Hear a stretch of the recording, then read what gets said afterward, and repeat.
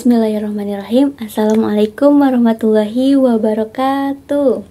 Halo anak-anak kelas 6. Pada kesempatan kali ini kita akan belajar. Sebelumnya izin memperkenalkan diri terlebih dahulu. Nama Ibu Rinanda Aprilionita, mahasiswa UPI Kampus Purwakarta yang sedang melaksanakan kegiatan P3K di SDN 1 Negeri Kidul.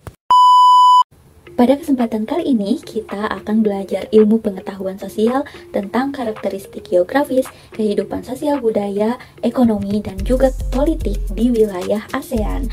Namun sebelum masuk ke pembelajaran, mari kita membaca doa sesuai dengan agama dan kepercayaannya masing-masing. Mari kita berdoa dengan khusyuk ya, agar doanya terkabulkan. Oke, berdoa dimulai.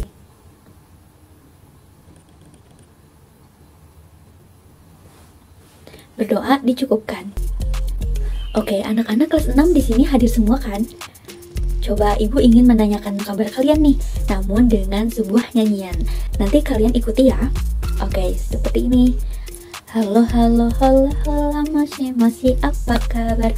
Halo, halo, halo, halo, moshi, moshi, apa kabar? Halo, hola, mosh, mosh, apa kabar? Halo, hola, mosh, mosh, apa kabar?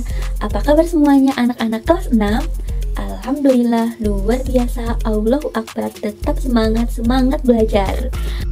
Oke, sebelum lanjut ke materi, Ibu akan menjelaskan terlebih dahulu terkait tujuan pembelajaran kita pada hari ini.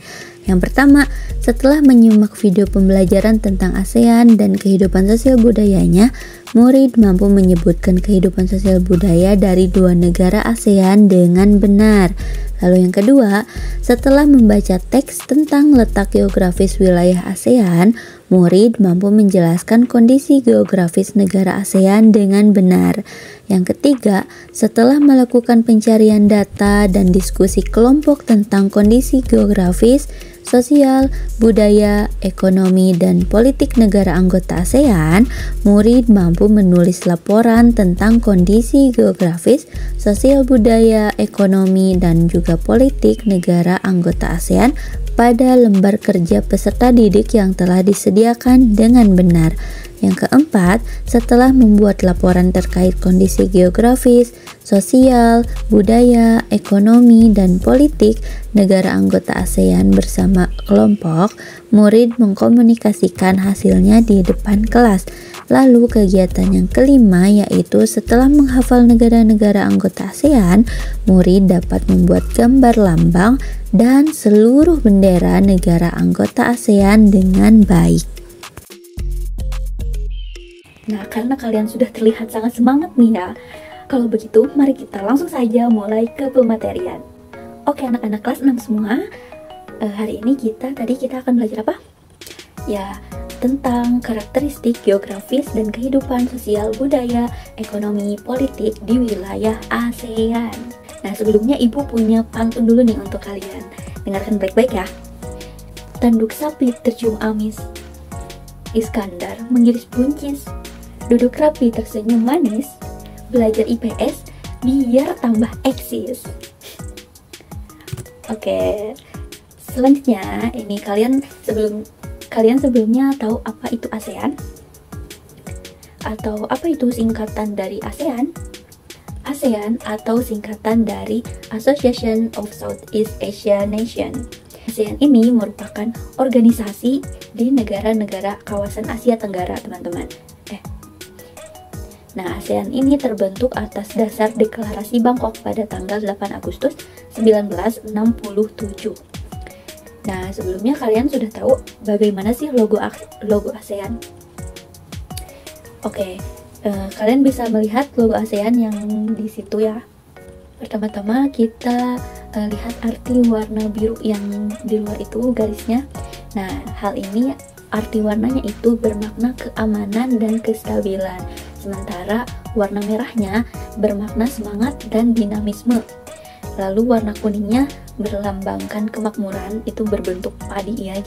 Nah, sementara yang garis putihnya itu melambangkan ketulenan. Nah, arti simbolnya sendiri ada 10 tangkai padi. Nah, hal ini menjadi simbol cita-cita pelopor pembentuk ASEAN di Asia Tenggara, yaitu bersatu dan bersahabat. Nah, sementara bulatannya itu bermakna kesatuan ASEAN itu sendiri. Oke, selanjutnya, nah alasan terbentuknya ASEAN karena adanya kesamaan dari segi ekonomi, sosial, budaya, dan juga cita-cita negara anggotanya.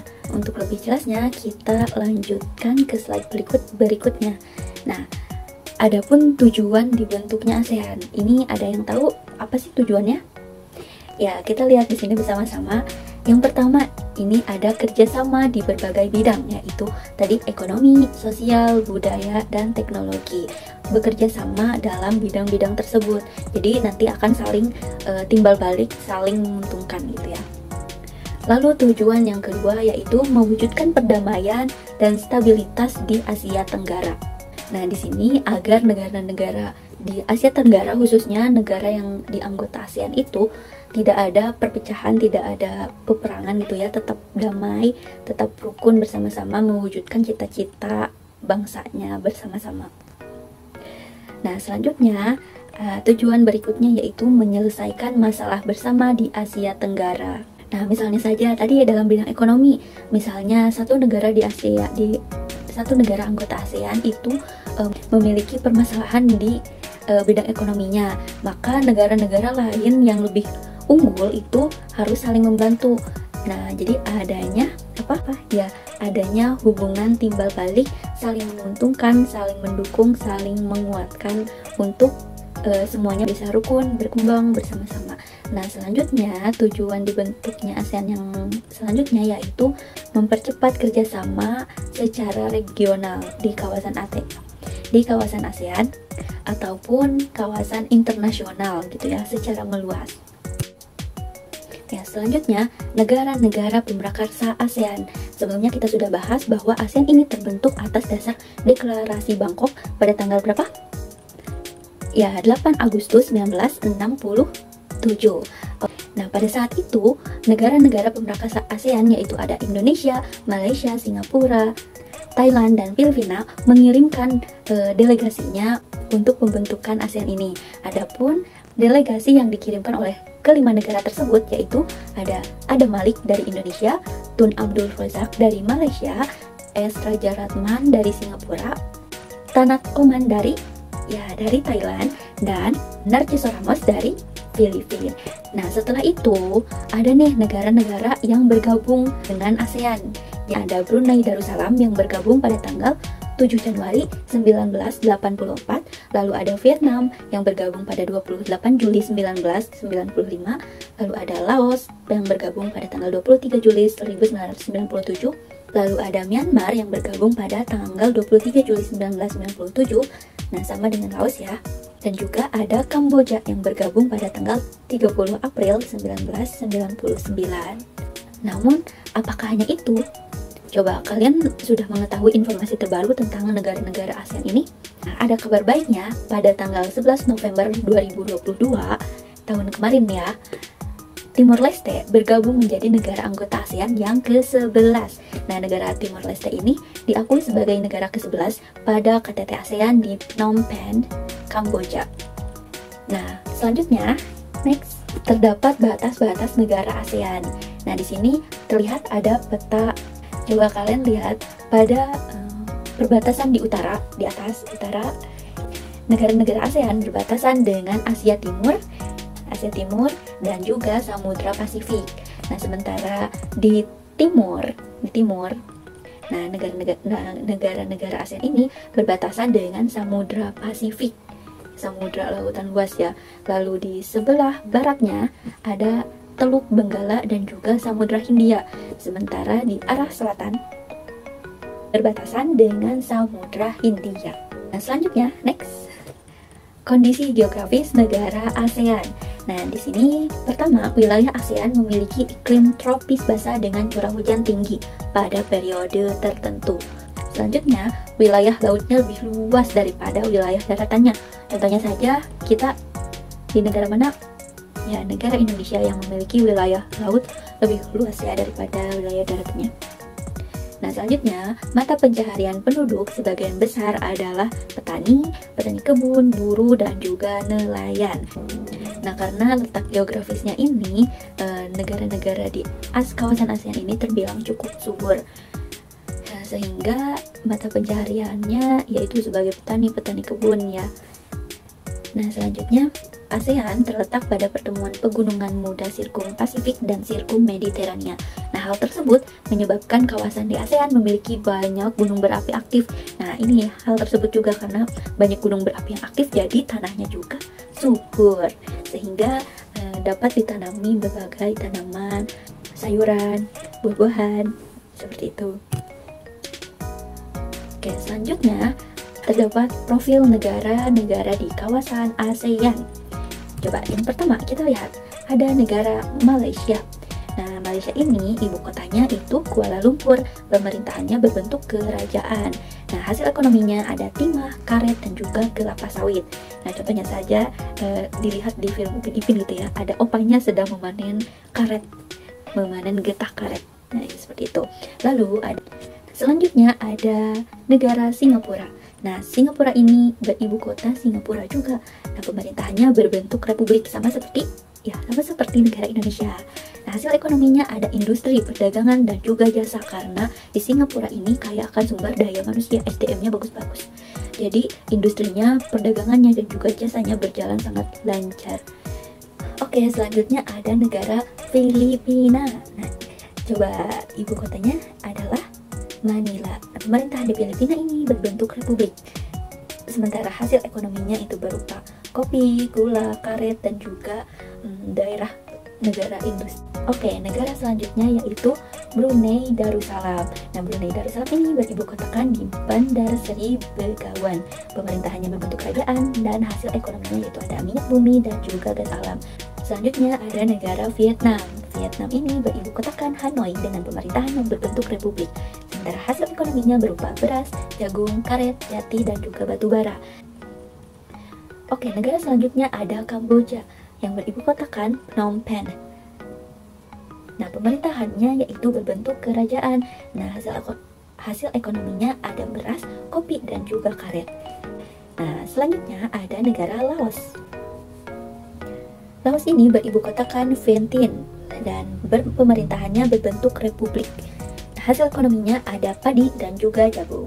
Nah, selanjutnya ada negara Thailand. Wah, negara asal Lisa Blackpink nih. Nah, Thailand ini beribu kotakan Bangkok. Nah, pemerintahannya berbentuk kerajaan dan hasil ekonominya ada beras, karet, dan juga industri. Nah, negara selanjutnya ada Myanmar. Ibu kotanya Naypyidaw. Pemerintahannya berbentuk republik dan hasil ekonominya ada minyak, tembaga, beras, jagung, dan kapas. Oke, selanjutnya ada Indonesia. Di sini sudah ada ibu kotanya Jakarta, pemerintahannya berbentuk republik, hasil ekonominya ada hasil pertanian, kehutanan, dan juga hasil laut. Di sini ibu minta kalian menyebutkan keunikan dan ciri khas dari Indonesia. Tuliskan di buku catatan kalian, nanti hasilnya akan diperiksa, oke? Selain Indonesia, di sini juga ibu minta kalian menuliskan keunikan-keunikan yang ada di negara Timor Leste. Nah, coba kalian lihat benderanya itu di sana. Ya, itu bendera negara Indonesia. Kalian tahu kan bendera Timor Leste seperti apa? Nanti kalian gambarkan bendera Timor Leste. Ini ada ibu kota Timor Leste yaitu Dili dengan pemerintahan berbentuk republik dan hasil ekonominya yaitu berupa minyak bumi dan gas alam dan juga ditambah dengan pertanian. Nah, di sini ibu juga meminta kalian untuk menuliskan keunikan-keunikan yang ada di negara Timor Leste. Mulai dari budayanya, bahasanya, pakaian adatnya. Seperti yang sebelumnya kalian tuliskannya ciri khas dari negara Timor Leste dan juga Indonesia. Oke.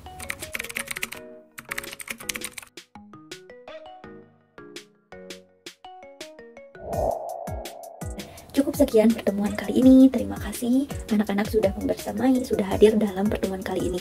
Semoga ilmunya bermanfaat dan kalian memahami tentang terbentuknya ASEAN, tujuan terbentuknya ASEAN, dan seputaran ASEAN, negara-negara seputaran ASEAN. Oke, sampai berjumpa di pertemuan selanjutnya ya. Terima kasih. Wassalamualaikum warahmatullahi wabarakatuh. Dadah, sampai jumpa lagi.